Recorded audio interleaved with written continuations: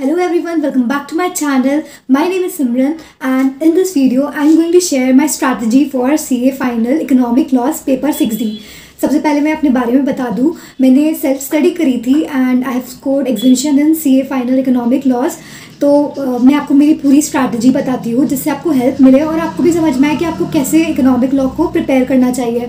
पहले 6D में total 6 chapters हैं जिसमें से भी हमारे जो 3 चैप्टर्स है पामला IBC और फेमा, ये तीनों के तीनों हमारे लॉ में ही कवर हो जाते हैं. आप लॉ में इसको इतना पक्का कर लीजिए कि आपको इकोनॉमिक लॉ में ज़्यादा देखना नहीं पड़े.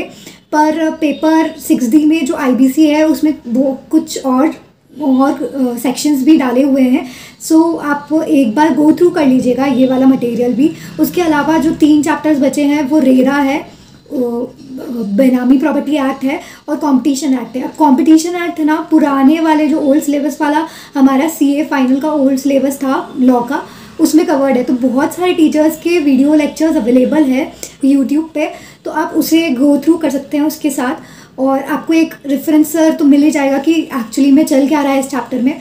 एंड उसके बाद आप खुद से सेल्फ स्टडी कर लीजिएगा. वैसे ही पामला और रेरा का भी सानिध्य सराफ सर के शॉर्ट वीडियोस डले हुए हैं, आप उसको रेफ़र कर सकते हो. बहुत सारे टीचर्स ने और भी डाल रखे हैं, आप उन्हें भी रेफ़र कर सकते हो. आपको इसमें एटलीस्ट 2 से 3 रीडिंग, सेल्फ रीडिंग आपको स्टडी मटेरियल है हमारे इंस्टीट्यूट का, उसी का करना होगा क्योंकि मैंने भी वही करा था. इनफैक्ट सब लोग वही करते हैं. तो आप स्टडी मटेरियल की अच्छे से रीडिंग ले लीजिए, सारे सेक्शंस को समझ लीजिए कि कौन सा सेक्शन क्या बोलता है. उसके बाद आप केस स्टडी डाइजेस्ट उठाइए और पास पेपर्स उठाइए, केस स्टडी पढ़िए, खुद से सॉल्व करने की कोशिश करिए कि कौन सा सेक्शन किस में लग रहा है, कहाँ से, जैसे एग्ज़ाम में बैठ के अपन कैसे केस स्टडी सॉल्व करेंगे उस टाइप से ही प्रिपेयर करिए स्टार्टिंग से कि कैसे हम एग्ज़ाम्स में कैसे करने वाले हैं. तो आपको एक हैबिट भी डेवलप हो जाएगी और आपको कैसे रेफरेंस को कैसे देखना है, कहाँ से कैसे ढूंढना है, इसकी भी हैबिट हो जाएगी. इसके साथ आप एक इंडेक्स प्रिपेयर कर सकते हैं जिसमें हमारे जो टॉपिक्स कवर्ड है वो सारी लिस्ट आप बना सकते हैं. उसके अलावा आप बुकमार्क लगा दीजिए जहाँ पे भी पेनल्टीज़ आ रही है या फिर मतलब अपील्स वाला सेक्शंस हो गए, तो उनके सब में आप है ना उसको बुकमार्क कर दीजिए या फिर हाइलाइटर उठाकर उसको हाईलाइट कर दीजिए वो सेक्शंस, या फिर कैसे भी उसे मार्क कर लीजिए कि इमीडिएटली जैसे ही कुछ पेनल्टी की चीज़ आई आप डायरेक्ट उसी पर चले जाएं. उसके बाद आप बुक में भी बुकमार्क लगा सकते हैं कि फर्स्ट चैप्टर यहाँ से यहाँ तक का है, फिर सेकेंड चैप्टर यहाँ से स्टार्ट हो रहा है. इससे आपको बहुत हेल्प मिलेगी. जो मेन इंपॉर्टेंट पॉइंट्स है उन सबको अंडरलाइन करते जाइए स्टार्टिंग से ही. जो लगता है कि हाँ ये इंपॉर्टेंट सेक्शन है वो अंडरलाइन कर लीजिए.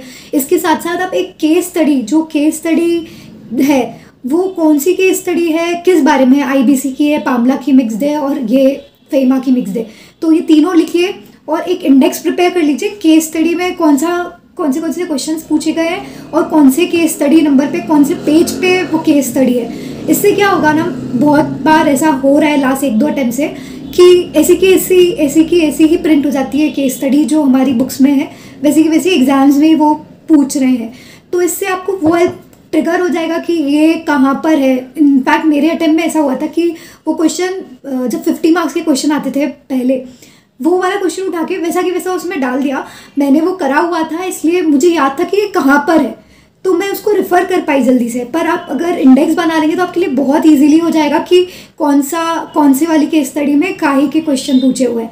और कभी कभी MCQ भी सेम आ जाते हैं, तो उसका भी ध्यान रखिए. आप अच्छे से आपका केस स्टडी वाला और MTPs RTPs जितनी भी केस स्टडीज़ है, जितनी भी रेफरेंस का मटेरियल है, सब में देख लीजिए कि क्या केस स्टडी है, क्या पॉइंट्स है और उसकी समरी बना लीजिए. आपको ये मान के चलिए बहुत हेल्प करने वाला है. आप बाद में बोलोगे कि मैम आपने बोला था, इसलिए हम ये कर पाए.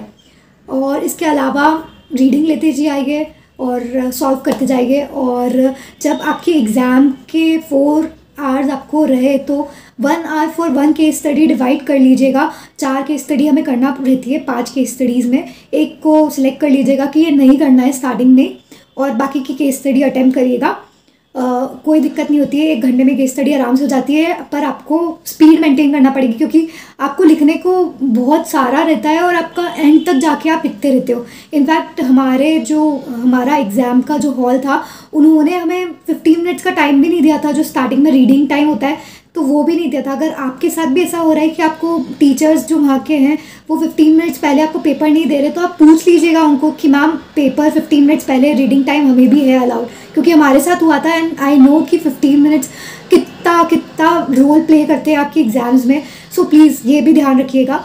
एंड बस this is overall strategy for CA final economic law.